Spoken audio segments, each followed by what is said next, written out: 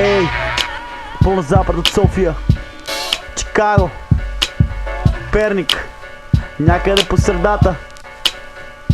Дръж се, влизам доста често, доста грозно. Рапа ми влизат и с инжекция венозно. Не понасям, когато държиш ми се помпозно. Вънка е красиво, отвътре доста грозно. От тебе не чувам нищо сносно, смисъл тъп си бе. Моето с днешна дата на производство е твоето не. Старите лавчета, всичките ги знаеме. Римите ти някак си повтарят се. Старо куче, нови номера не учи, не се научи бе. Слушаме кучета на микрофона, лаете, ама на баталите хич не хапете. И накрая се един шампион си имате. Подхилвам се въобще лирическите, изпреварвам схемите. За теб съм нерешим като уравнение. Рап вземе тресение, тресети няма второ мнение. Да се отказвам, не, по-скоро продължавам без напрежение. И ти се смея докато ти напрягаш се. Две по две пред тебе винаги отпред движа се. Когато си намръщена, аз просто усмихвам се. Опитвам се да те оправим, когато ти е криво. Вместо това предпочиташ ти и ръката ти интимни. После 50 нюанса сиво и малко снимки от моя състояние. Чувствам се неотразимо. Виж мила,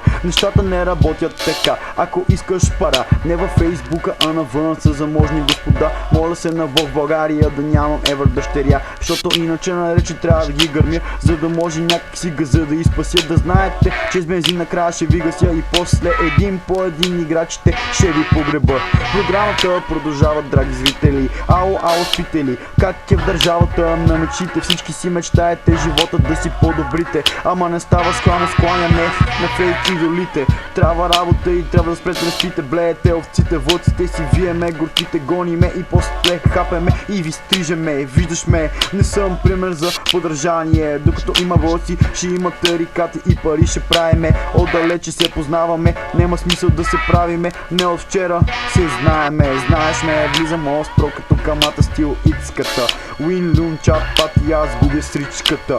И оплитам се и казвам работи, които хич не ти харесват. Усещам те и почват после драмите и театрите. Обаче това е нормално, нали? Всички сме ебати, тарикатите и всеки е баш майстора, баш майсторска. Помниш ли я тая песничка? Лудничка, правя повече от Били, ама истинския Уайсайд от този Джимси Писи и от този Слим дръпни си и без напрежение. След този трак чувстваш леко подобрение, леко подобрение, чувстваш леко подобрение.